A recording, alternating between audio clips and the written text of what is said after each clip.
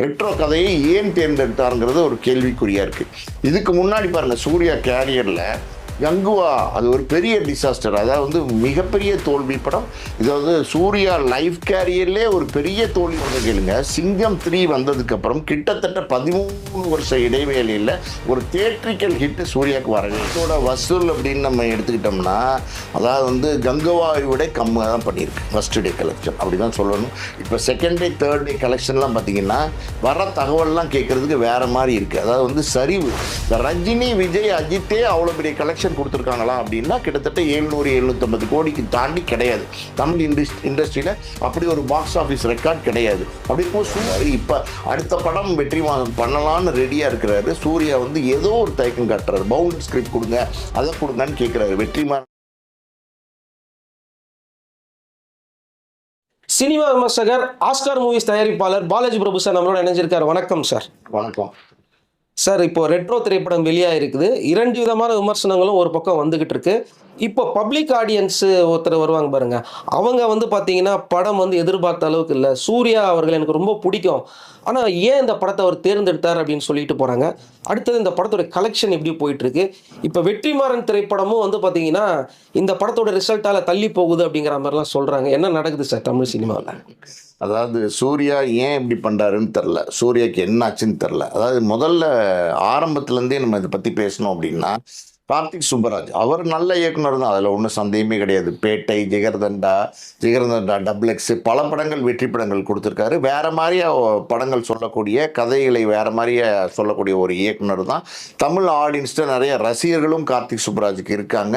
அவர் மேலே பெரிய பெரிய ஹீரோலாம் நம்பிக்கை வச்சு படம் பண்ணாங்க. ஒரு உதாரணத்துக்கு நம்ம சொல்லணும்னா, நம்ம ரஜினிகாந்தே பேட்டை படம் கார்த்திக் சுப்பராஜ் கதையை கேட்டு அது நடிக்க ஒத்துக்கிட்டாரு. இப்போ ரஜினிகாந்துக்கு ஒத்துக்கிட்ட போது கார்த்திக் சுப்பராஜ் ரஜினிகாந்த் பேட்ட படத்தில் வேற மாதிரி ஒரு ரஜினியை காமிச்சார். அதாவது ஒரு விண்டேஜ் ரஜினியை கொண்டு வேற ஒரு ஸ்டைலில், அதாவது இப்படி ரஜினி இருக்காரு அப்படிங்கிற மாதிரி ஆடியன்ஸ், அதாவது ரஜினி ரசிகர்கள் குறிப்பாக அவர் என்ஜாய் பண்ணுற மாதிரி பண்ணி அந்த படத்தை பெரிய சக்ஸஸ் கொடுத்தார். பேட்டை பொறுத்த வரைக்கும் ரஜினிக்கு ஒரு பெரிய சக்ஸஸ், கார்த்திக் சுப்பராஜுக்கும் ஒரு பெரிய வெற்றி படம். இப்படியெல்லாம் கொடுத்த கார்த்திக் சுப்பராஜ் ரஜினிக்கிட்டே இந்த கதையை கொண்டு போய் சொல்கிறார். எந்த கதை? இந்த ரெட்ரோ கதையை ரஜினிகிட்ட சொல்கிறாரு. ரஜினி இந்த கதையை கேட்டுட்டு கொஞ்சம் யோசனை பண்ணுறாரு. அதாவது பண்ணலாமா வேணாமா அப்படின்னு சொல்லிட்டு, இல்லை ஒரு ஸ்டேஜுக்கு மேலே இல்லை வேற கதை தயார் பண்ணுங்கன்னு சொல்லி அனுப்பிச்சிடுறாரு. இதுக்கப்புறம் இதே கதையோட போய் விஜயை சந்திக்கிறார் கார்த்திக் சுப்பராஜ். விஜய்கிட்டே இந்த கதை சொல்கிறார். விஜயும் இந்த கதையில் உடன்பாடு இல்லை, அதாவது அவருக்கு பிடிக்கல, அவரும் வேணான்னு இந்த கதையை நிராகரிச்சிடுறாரு. 2 பேர் நிராகரித்த கதையை சூர்யா கிட்ட சொல்கிறாரு. சூர்யா இந்த கதை நல்லா இருக்குது, சூப்பராக இருக்குது, நம்ம பண்ணலாம், 2Dலே நான் தயாரிக்கிறேன் அப்படின்னு சொல்கிறாரு. ஃபர்ஸ்ட் காப்பி பேசிஸில் கார்த்திக் சுப்பராஜும் 2Dயும் சேர்ந்து இந்த படத்தை ரெட்ரோவை தயாரிக்கிறாங்க.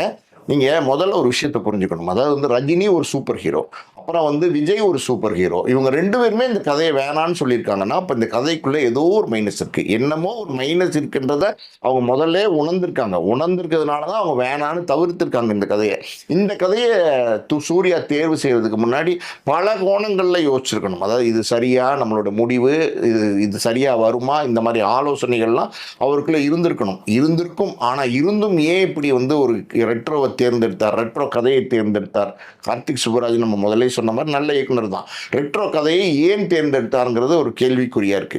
இதுக்கு முன்னாடி பாருங்க, சூர்யா கேரியர்ல கங்குவா அது ஒரு பெரிய டிசாஸ்டர், அதாவது மிகப்பெரிய தோல்வி படம். இதாவது சூர்யா லைஃப் கேரியர்லேயே ஒரு பெரிய தோல்வி படம்னா அது கங்குவா தான். இதுக்கு முன்னாடி முதல்ல பார்த்தீங்கன்னா சூர்யாவோட அஞ்சான் படம் வெளியான போது அஞ்சான் படத்தை தான் ஃபஸ்ட்டு ட்ரோல் பண்ண ஆரம்பித்தாங்க. ஒரு படம் தமிழ் படத்தை ட்ரால் பண்ண ஆரம்பித்தாங்க அப்படின்னா அது அஞ்சான் படத்தை தான். அஞ்சான் படத்தை எந்த அளவுக்கு ட்ரால் பண்ண முடியுமோ அந்த அளவுக்கு ட்ரால் பண்ணாங்க. அதுக்கு ஒரு சூர்யா மட்டும் முழு காரணம் கிடையாது. அதாவது லிங்குசாமி ஆடியோ வெளியீட்டில் என்ன சொன்னார்னா, நான் கற்றுக்கிட்ட மொத்த வித்தையும் இதில் போட்டிருக்கேன் அப்படிங்கிற மாதிரிலாம் சொல்லிட்டு போய் அது ட்ரால் ஆகி பெரிய சிக்கலாகி அந்த நேரத்தில் சூர்யாவோட மார்க்கெட் பெரிய லெவலில் தோல்வி அடைஞ்சு, ஏன் இதனால் லிங்குசாமியே திருப்பதி பிரதர்ஸ் அடுத்து உத்தம வில்லன் வேற பண்ணி டோட்டலாகவே வெளியில் வர முடியாமல் இன்னைக்கு வரைக்கும் படம் எடுக்க முடியாமல் ஒரு தோல்வி முகத்தை சந்திச்சுட்டு போயிட்டாரு. அதுக்கப்புறம் சூர்யா தேர்வு செய்கிற கதைகள் எல்லாம் ஏதோ ஒரு மைனஸ் இருக்கிற மாதிரி தெரியுது. ஆடியன்ஸ் பொதுவாக என்ன எதிர்பார்க்குறாங்கன்னா, சூர்யா கிட்ட சிங்கம் மாதிரி, காக்க மாதிரி இன்னும் பல படங்கள், அதாவது ஆக்ஷன் படம், அதே நேரத்தில் வேல்லாம் நடித்தார் சூர்யா, எவ்வளோ பிரமாதமாக இருக்கும் பார்த்தீங்களா, ஹரி டைரக்ஷனில். அந்த மாதிரி படங்களை எல்லாம் சூர்யா கிட்ட எதிர்பார்க்குறாங்க. அந்த மாதிரி படங்களை கொடுத்தவர் கொடுத்தவர் தான் சூர்யா. ஒரு காலத்தில் பார்த்தீங்கன்னா சூர்யா கொடுத்த வெரைட்டிஸ் இருக்குது பார்த்தீங்களா, அதாவது நந்தாலேருந்து பிதாமகன்லேருந்து இன்னும் சொல்லிக்கிட்டே போகலாம். அதாவது வந்து ஏழாம் அறிவு இந்த மாதிரி வேற வெரைட்டிஸ் படம் கொடுத்தாரு சூர்யா. பாருங்க 24ன்னு ஒரு படம் கொடுத்தாரு, எவ்வளோ அருமையான படம் பார்த்தீங்களா. 24 படம் அது ஓடலைன்னா பரவாயில்ல, ஆனால் நல்ல படம். அந்த மாதிரி தரமான படங்களை வந்து வேற ஜேர்னலில் வந்து சூர்யா தொடர்ந்து பண்ணிக்கிட்டு இருந்ததுனால ஆடியன்ஸ் கிட்ட வந்து பெரிய வரவேற்பு சூர்யாவுக்கு இருந்துச்சு. அதுக்கப்புறம் பார்த்தீங்கன்னா சில தோல்வி படங்கள் வந்துச்சு. அதுக்கப்புறம் நம்மளுடைய இது ஜெய் பீம், அதுக்கப்புறம் பார்த்து சூரரை போட்டு ஓடிடியில் வந்தாலும் பெருசாக பேசப்பட்ட படம். இன்னொரு விஷயம் சொல்கிறேன் கேளுங்க, சிங்கம் 3 வந்ததுக்கு அப்புறம் கிட்டத்தட்ட 13 வருஷ இடைவேளையில் ஒரு தியேட்ரிக்கல் ஹிட் சூர்யாவுக்கு வரவே இல்லை. அதாவது சமீபத்தில் இதுக்கு முன்னாடி வந்த கங்குவா நம்ம பேசணும், அது பெரிய லெவலில் ட்ரால் ஆச்சு. அதுக்கு அந்த ஆடியோ வெளியீட்டில் வந்து வாயை பொழந்துட்டு பார்ப்பீங்க அப்படிங்கிறது ஒன்று சூர்யாவே சொன்னது. அது இல்லாமல் ஞானவேல் ராஜா என்ன சொன்னார், கிட்டத்தட்ட 2000 கோடி அப்படி அடிக்கும் அப்படிங்கிற மாதிரி. முதல்ல வந்து தமிழ் படத்தில் இன்னைக்கு வந்து பெரிய ஸ்டாராக இருக்கார் ரஜினி, அப்புறம் விஜய், அஜித் இவங்களாம் இருக்காங்க. அதுக்கு அடுத்த ஸ்டார் தான் சூர்யா, நம்ம அப்படிதான் சொல்லணும். இந்த ரஜினி, விஜய், அஜித்தே அவ்வளோ பெரிய கலெக்ஷன் கொடுத்துருக்காங்களா அப்படின்னா கிட்டத்தட்ட 700-750 கோடிக்கு தாண்டி கிடையாது. தமிழ் இண்டஸ்ட்ரியில் அப்படி ஒரு பாக்ஸ் ஆஃபீஸ் ரெக்கார்ட் கிடையாது. அப்படி இருக்கும்போது சூர்யாவுடைய கங்குவா வந்து 2000 கோடி அடிக்கணும் போதெல்லாம் அதெல்லாம் எதிர்பார்த்த ஆடியன்ஸ் போய் வேற என்னமோ இருக்குது இந்த படத்தில் அப்படின்னு பார்த்து அதில் ஒன்றுமே இல்லைன்னு பெரிய லெவலில் பிடிச்சிக்கிட்டாங்க, பெரிய லெவலில் ட்ரால் பண்ணாங்க. இந்த படம் சூர்யாவுக்கு ஒரு கம்பேக்காக இருக்குமா, அதாவது ரெட்ரா படம் அப்படின்னு ஆடியன்ஸ் ரொம்ப எதிர்பார்த்து போனாங்க. ஃபஸ்ட்டு டே குறிப்பாக வந்து சூர்யாவோட ரசிகர்கள் தான் இந்த படத்தை பார்க்க போனாங்க. ரசிகர்கள் இந்த படத்தை பார்த்தபோது ரசிகர்களுக்கே ஒரு சோர்வு, ஆனாலும் ரசிகர்களுக்கு வந்து பிடிச்சிருந்துச்சு. காரணம் என்னென்னா, இல்லை நம்ம கனிமா சாங்கெல்லாம் பிரமாதமான சாங் இருந்துச்சு, கண்ணாடி பூக்கள் சாங் இருந்துச்சு, நல்லா சூர்யாவோட ஏகப்பட்ட ஃபைட் இருந்துச்சு. ஃபைட்டெல்லாம் பாருங்கள், சூர்யா நல்லா ஹார்ட் ஒர்க் பண்ணியிருந்தார். அதுலலாம் நம்ம எந்த விதமான எப்படி குற்றமும் சொல்ல முடியாது. கடுமையான உழைப்பை போட்டிருந்தார், கடுமையாக அந்த படத்தில் நடிக்கிறதுக்காண்டி எஃபர்ட் எடுத்திருந்தார். அதெல்லாம் வந்து ஆடியன்ஸ்க்கு பிடிச்சிருந்துச்சு. ஆடியன்ஸுன்னு சொல்கிறதோட சூர்யா ரசிகர்களுக்கு பிடிச்சிருந்துச்சு.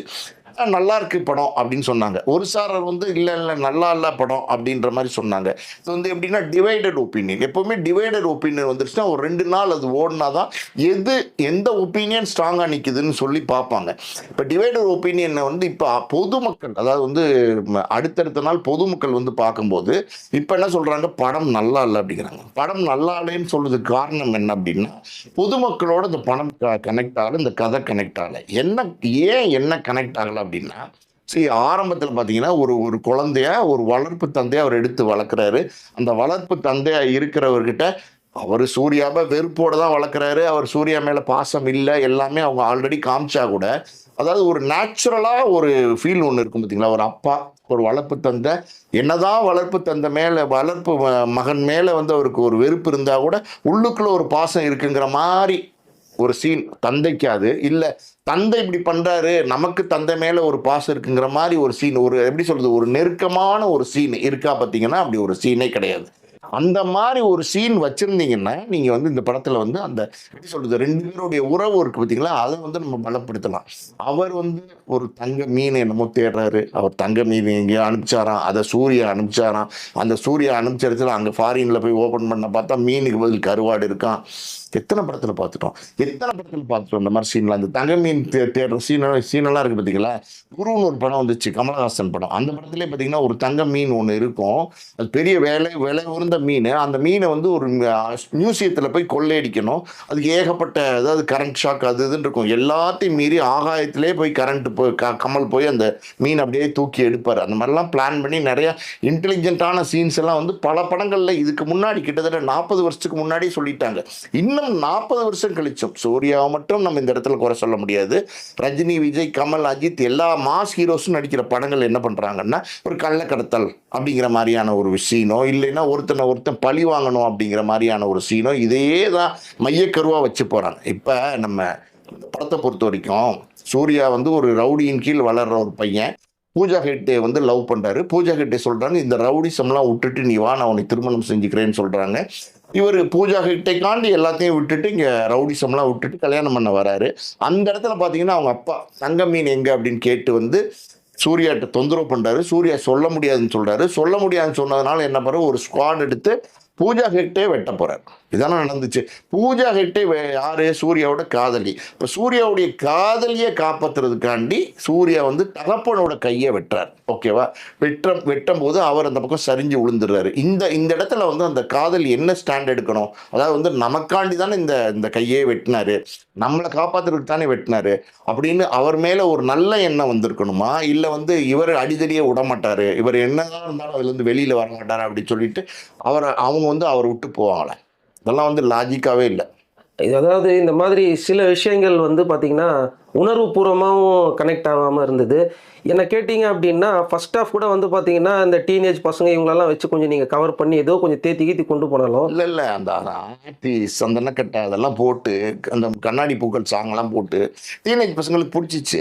அதெல்லாம் நம்ம இல்லைன்னே சொல்ல முடியாது. ஆனா கதை, அதாவது மைய கரு அப்படின்னு இருக்கு பார்த்தீங்களா, அந்த கருவில் வந்து மிஸ் பண்ணீங்கன்னா உங்களுக்கு வந்து கனெக்ட் ஆகாது ஆடியன்ஸோட. ரெண்டாவது நடிக்கிறவங்க எல்லாம் பாருங்களேன், யார்கிட்டயுமே ஒரு முழு இன்வால்மெண்ட் இல்லை. சூர்யா பயங்கர எஃபர்ட் எடுத்து போட்டிருக்காரு. ஒரு பூஜா ஹெக்டேவே எடுத்துக்கோங்களேன், என்ன பெரிய பெர்ஃபார்மன்ஸ் பண்ணிட்டாங்க. அதாவது கோவமா இருக்கிற மாதிரியும் சைலண்டா இருக்கிற மாதிரி பண்ணாங்களே தவிர அதுக்குள்ள வந்து ஒரு இணக்கமான சீன். ஏன் சூர்யாவுக்கும் பூஜா ஹெக்டேக்குமே இந்த காதல் ஜோடி பிரியக்கூடாது அப்படிங்கிற மாதிரி சீன் ஏதாவது இருக்கா?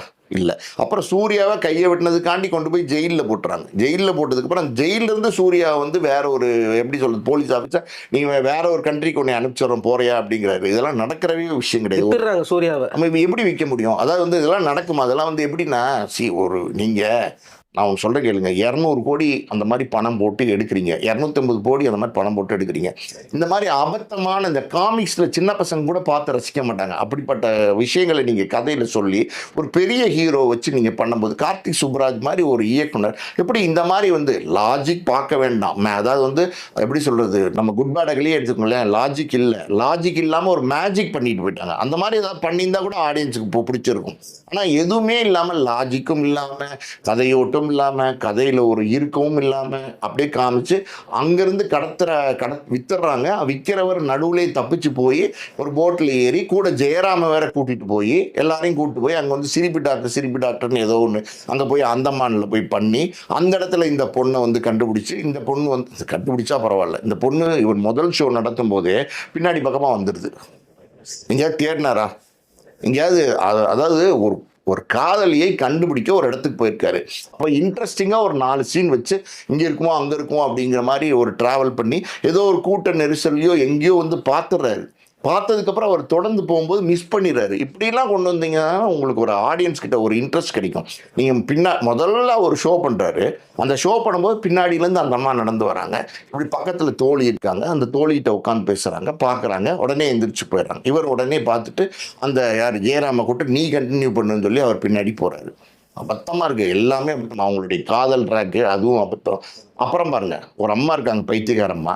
அவங்க யாராவது ஒரு இந்த ஜெயராம் போகிறாரு சிரிப்பு காட்டுறதுக்காண்டி அந்த அம்மா கழுத்தை பிடிச்சிடுறாங்க. அப்படின்னு சொல்லி கழுத்தை பிடிச்சிடுறாங்க. பயந்து வந்துடுறாரு. இருங்க நான் போகிறேன் அப்படின்னு சொல்லிட்டு சூர்யா போகிறாரு. சூர்யா போனோடனே அந்த அம்மா திரும்பி பார்க்குறாங்க. அதான் அந்த திரும்பி பார்க்கும்போது ஒரு சென்டிமெண்ட்டாக திரும்பி பார்க்குறான், ஒரு பாவமாக திரும்பி பார்க்குறான். அங்கேயே நமக்கு தெரியுது இது சூர்யாவோட அம்மாவோ கனெக்ட் பண்ணுறாங்களோ அப்படின்றது அங்கேயே தெரிஞ்சு போகுது. கரெக்டாக அதே மாதிரி கனெக்ட் பண்ணிட்டாங்க. அந்த அம்மா வந்து சூர்யாவோட அம்மா. அவங்க வந்து பல வருஷங்களாக சிரிப்பே பார்க்காதவங்க, அந்த ஊர் மக்கள் பல வருஷங்களாக சிரிப்பே பார்க்காதவங்க, அந்த ஊரில் பிறந்த குழந்தை வந்து சிரிப்பே பார்க்காத குழந்தை. சரி, இதெல்லாம் நீங்கள் சொல்லிக்கிட்டே வரீங்களே, நான் என்ன கேட்குறேன்னா, இந்த குழந்தை வந்து அந்தமான்லேருந்து தூத்துக்குடிக்கு எப்படி வந்துச்சு? முதல் பகுதி தூத்துக்குடியில் நடக்குது, 2வது படி அந்தமானில் நடக்குது. அப்புறம் அந்தமான்லேருந்து இந்த குழந்தை தூத்துக்குடிக்கு வந்ததுக்கு ஏதாவது டீட்டெயிலிங் இருக்கா? எந்த டீட்டெயிலிங்குமே இல்லை. சரி, இதெல்லாம் கூட பொறுத்துக்கலாம் சார். ஒரு தண்ணிக்குள்ளே போகிறாரு, முதல்லேருந்தே குழந்தையா இருக்கும் போதே காமிக்கிறாங்க. ஒரு வேலோட அந்த குழந்தை, அதாவது வேல் மாதிரி ஒரு படம் வந்து அதாவது டேட்டு மாதிரி ஒன்று நெஞ்சில் போட்டிருக்கு, அதோட தான் அந்த குழந்தை பிறந்திருக்குன்னு காமிக்கிறாங்க. அதுக்கப்புறம் தண்ணியில் போய் சட்டையெல்லாம் கிழிஞ்சதுக்கப்புறம் அவர் எந்திரிச்சு அப்படி படகுல வராரு, அந்த வேலை பார்க்குறாங்க. ஐயோ, நம்ம தேடிக்கிட்டு இருந்த நம்ம மண்ணோட மகை வந்தான் சாமி அப்படின்னு கும்பிட்றாங்க இவங்கெல்லாம். நாங்கள் உங்களை தான் தேடிக்கிட்டு இருந்தோம் அப்படிங்கிறாங்க. இதெல்லாம் ஓகேங்க. நான் என்ன கேட்குறேன், இப்படி வேலோட முதல்ல ஒரு குழந்தை பிறக்குமா? எங்கேயாவது பிறந்திருக்கா அப்படி? அதாவது ஒரு 6 விரலோட பிறந்திருக்கும், ஒரு 4 விரலோ இல்லாமல் பிறந்திருக்கும், எப்படி வேணால் இருந்திருக்கும். ஆனால் வேலோட எங்கேயாவது இப்படி படமெல்லாம் வரைஞ்சி வருமா? முருகன் கையில் இருக்கிறது வேடு. அந்த கையில் நெஞ்சில் வச்சு ஒரு படம் வரைஞ்சி ஒரு குழந்தை பிறகுதுன்னா அது நிஜமாவே நடக்குமா அப்படின்லாம். ஆனால் இப்படி நடந்திருக்குன்னு ஒரு காட்சி அமைப்பு பண்ணி அதுக்கப்புறம் அதை நோக்கி கதை போகுது. காதலையும் விட்டுறாங்க, தேடி வந்த காதலையும் விட்டுறாங்க, வேற ஏதோ ஒரு பக்கமாக கதை ட்ராவல் ஆகுது. முதல்ல வந்து இந்த படத்தில் வில்லன் வந்து ஜோஜு ஜார்ஜா, இல்லை இந்த படத்தில் வில்லன் வந்து பிரகாஷ் ராஜா, இல்லை இந்த படத்தில் வில்லன் வந்து நாசரா, இல்லை இந்த படத்தில் வில்லன் வந்து நாசரோட பையனா, யாரு? யாருமே ஸ்ட்ராங்கா இல்லை யாருமே அப்படிங்க. இல்லை. ஒரு கதை, ஒரு கதாநாயகனுக்கு சமமான நல்ல ஸ்ட்ராங்கான ஒரு வில்லன் இருந்தால் தான் அந்த கதை நல்லா ட்ராவல் ஆகும். அந்த கதையில் ஒரு grip இருக்கும், ஒரு அழுத்தம் இருக்கும். சரி, ஆடியன்ஸ் பார்க்கும்போது அவங்களுக்கும் அந்த பதட்டம் வரணும். இவனை வந்து இவன் அதான் அட்டாக் பண்ணிடுவானோ, இவன் ஜெயிப்பானா மாட்டானா அப்படிங்கிற ஒரு பதட்டமான நிலைமையில் ஆடியன்ஸை கொண்டு போய் உட்கார வச்சு நீங்கள் ஸ்க்ரீன் ப்ளே பண்ணீங்கன்னா தான் அவன் அந்த டெம்போவில் படம் பார்ப்பான். நீங்கள் வந்து உட்கார வைக்காம கேஷுவலாக அதாவது போகிற இடத்துலலாம் ஒரு வில்லன். இதுக்கு முன்னாடி பார்த்தீங்கன்னா இன்னொரு வில்லனையும் நடுவில் கொண்டு வராங்க. அதாவது ஷோ ஓட்டிலாம் மடி அப்படின்னு ஒரு வில்லன் இருக்கான், ஒரு ஜோக் வில்லன் மாதிரி. அவன் என்னமோ ஆப் பாயில் போட்டு கொண்டு வந்து வர்றான், அதுங்கிறான் இதுங்கிறான், அவளை போய் டீஸ் பண்ணுறான், அவரை அடிக்கிறாரு. ஏன்னா இதே தவறு தானே சார் இதுக்கு முன்னாடி கங்குவாலையும் சொன்னாங்க. கங்குவாலையும் இதே மாதிரி தான் நம்மளோட கனெக்ட் ஆகலை. நீங்கள் லாஜிக் இல்லாமல் படம் எடுங்க வேணாம் நான் சொல்லலை, ஆனால் ஆடியன்ஸுக்கு கனெக்ட் ஆகலை அப்படிங்கிறத அங்கேயே சொன்னாங்க. அப்போயே அவர் கொஞ்சம் உஷாராக இருக்கணும்ல சார். நாங்கள் செகண்ட் ஹாஃப் வேறு ஏதோ சம்மந்தம் இல்லாத தீவுக்குள்ளெல்லாம் போகுது, கதை எங்கெங்கேயோ சேர்ந்து போகுது, இதெல்லாம் வேண்டாங்க. நீங்கள் ஃபர்ஸ்ட் ஹாஃப் எப்படி நம்ம ஊருக்குள்ளே நடக்கிற மாதிரி பண்ணீங்களோ அதே இதே இடத்துல வந்து நீங்கள் ட்ராவல் பண்ணியிருந்தீங்கன்னா நல்லா இருக்கும் அப்படிங்கிற மாதிரி அவர் சொல்லியிருக்கலாம்ல. சார் இதெல்லாம் எப்படின்னா சார், ஒரு கதைங்கிறது வந்து அதை வந்து ஒரு ஒரு மைய புள்ளி, ஒரு கருவுன்னு சொல்லுவாங்க. அந்த கருவை வச்சுக்கிட்டு டெவலப் பண்ணணும். அந்த கருவை வச்சு டெவலப் பண்ணி அந்த கதையோட ட்ராவல் பண்ணி ஒரு தவம் மாதிரி, கிட்டத்தட்ட ஒரு தவம் முனிவர் எப்படி இருக்காரோ அந்த மாதிரி அந்த கதைக்குள்ளே உட்காந்து தவம் பண்ணி அந்த கதையை ஒவ்வொரு சீனாக, ஒவ்வொரு ஷார்ட்டாக, ஒவ்வொரு டைலாக்காக செதுக்கி கொண்டு வந்து சக்ஸஸ் பண்ணுனா வெற்றி அடையும். ஆனால் இன்னைக்கு இருக்கிற கமர்ஷியல் சூழ்நிலையில் கமர்ஷியல் நடிகர்கள் எல்லாருமே பார்த்தீங்கன்னா கதைக்கு யாருமே முக்கியத்துவம் கொடுக்கறது இல்லை. பல கமர்ஷியல் ஹீரோக்கள் பேரெல்லாம் எல்லாம் அதே தான், ரஜினி, அஜித், விஜய், கமல், இதே தான், சூர்யா எல்லாம் தான். இவங்கெல்லாம் பார்த்தீங்கன்னா கமர்ஷியலான மாசான கிளாஸான வேற மாதிரியான ஒரு ஆக்ஷன் படம் பண்ணணும், வேற மாதிரியான ஆடியன்ஸை போய் ரீச் பண்ணணும். அப்படி என்ன நினைக்கிறாங்க, ஒரு ஒரு ஒரு படத்தில் ஒரு சார் எல்லா கமர்ஷியல் ஹீரோவும் எடுத்துங்க சார், தனுஷ், ஜெயம் ரவி, நம்ம சிம்பு எல்லாருமே எடுத்துக்கணும். என்ன நினைக்கிறாங்க, நம்ம படத்தில் 4 ஃபைட் இருக்கணும் குறைஞ்சது, அதுக்கப்புறம் பார்த்தீங்கன்னா 2 டூயட்டு, ஒரு 2 குத்துப்பாட்டு, அப்படி இப்படி ஒரு சோலோ சாங்கு. அதான் நான் அடித்தா தாங்க மாட்டேன், நீங்கள் அடித்தா தாங்க மாட்டேன், அந்த மாதிரிலாம். யார் அடித்தா என்ன தாங்க மாட்டாங்க, எல்லாரும் யார் அடித்தாலும் யாரும் தாங்க மாட்டேன். இப்போ என்னைய நீங்கள் அடித்தா நான் தாங்குவேனா, இல்லை உங்களை நான் அடித்தா நீங்கள் தாங்குவீங்களா? இதெல்லாம் வந்து எவ்வளோ நாளாக காட்டுவீங்க, எவ்வளோ நாளாக சொல்லிக்கிட்டே இருக்கீங்க, பல வருஷங்களாக சொல்லிக்கிட்டே இருக்கீங்க, 40 வருஷமாக இதையே சொல்கிறீங்க. நான் என்ன சொல்கிறேன், இவ்வளோ வியாபாரமாக ஆகக்கூடிய ஒரு பெரிய நடிகர்கள், இவ்வளோ சம்பளம் வாங்கக்கூடிய ஒரு பெரிய நடிகர்கள் இப்படி வந்து எப்படி சொல்கிறது, கதை தேர்வு வந்து இப்படி வந்து ஏதாவது வந்து முக்கியத்துவம் கொடுக்குறாங்கன்றது இல்லை. அவங்க என்ன நினைக்கிறாங்கன்னா, நம்ம சூப்பர் ஹீரோவாக நடித்தாதான் நம்மளை விரும்புவாங்கன்னு நினைக்கிறாங்க.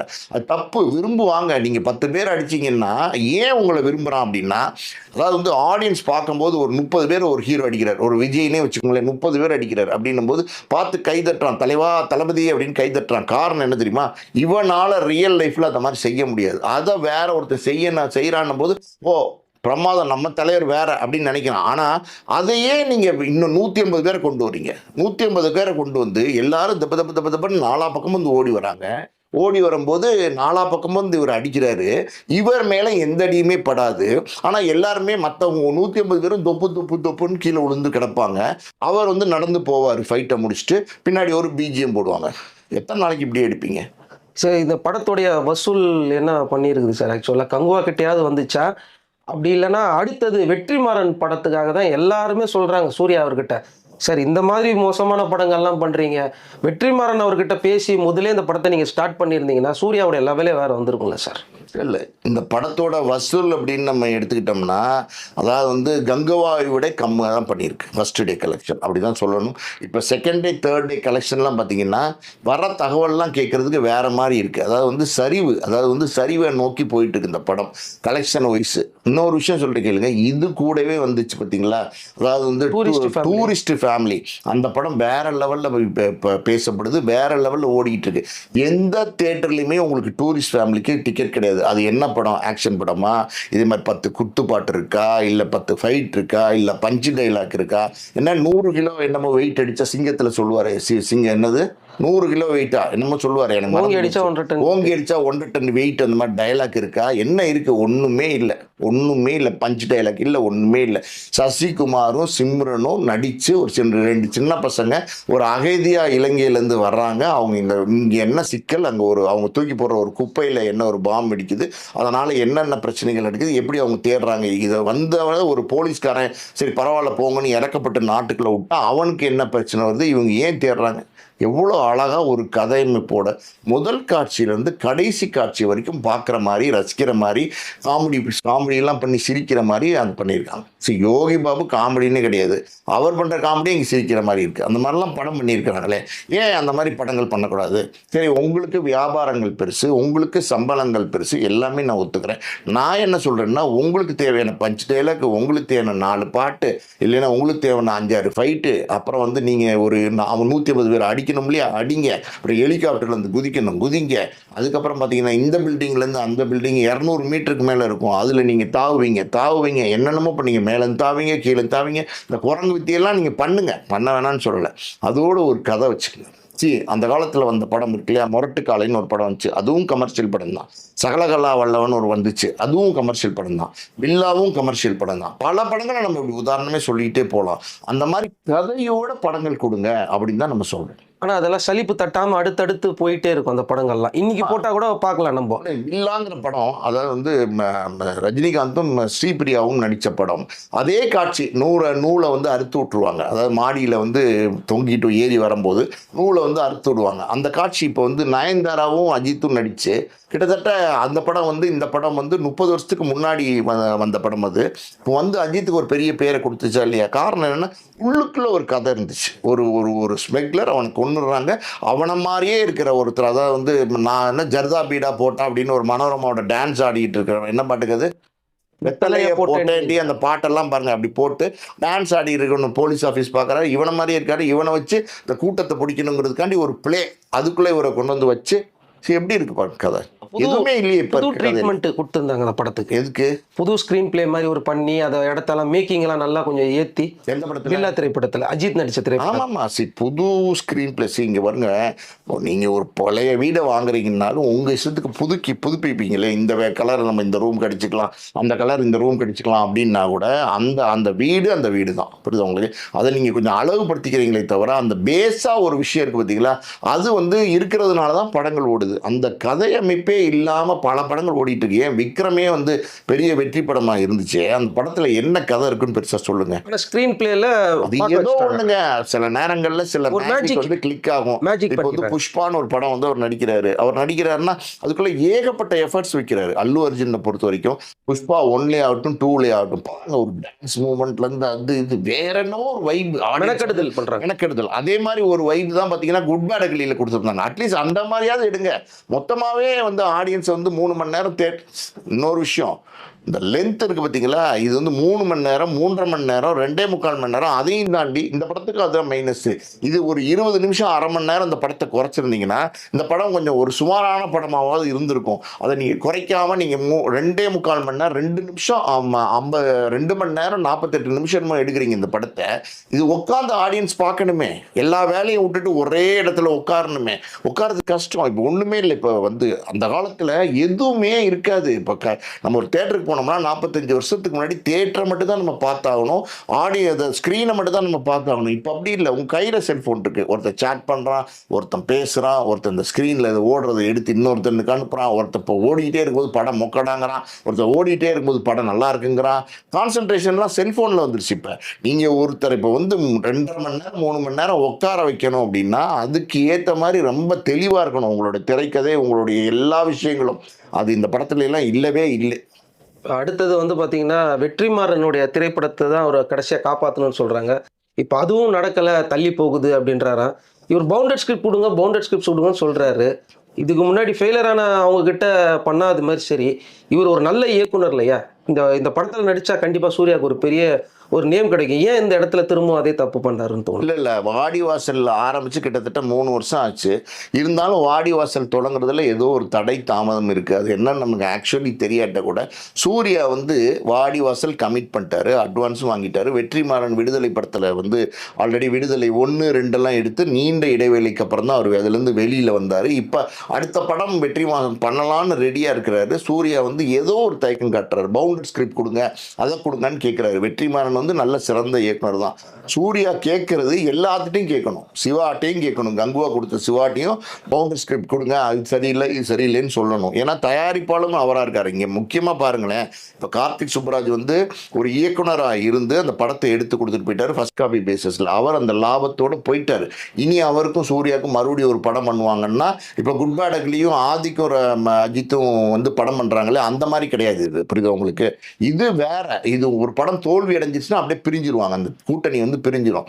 இப்போ நம்ம கங்குவாவை பொறுத்த வரைக்கும் அதுவும் 2D படம் தான், இதுவும் 2D படம் தான். இப்படி 2D படங்கள் எல்லாமே தோதுகிட்டு இருந்தா பெரிய பொருள் நஷ்டம் யாருக்கு அப்படின்னா அதனுடைய தயாரிப்பாளர் சூர்யாவுக்கு தான் அந்த நஷ்டம். மற்றவங்களுக்குலாம் அது வந்து பாதிப்பு கிடையாது. நம்ம பேசுகிற மாதிரி நம்ம வாடிவாசல் படத்துக்கு டேட்ஸ் கொடுத்துருக்காரு. அழகா அடுத்த படம் வாடிவாசல் படமாக நடிக்கலாமே. நடுவில் பாருங்கள் ஆர்ஜே பாலாஜிக்கு ஒரு டேட்ஸ் கொடுத்துருக்காரு.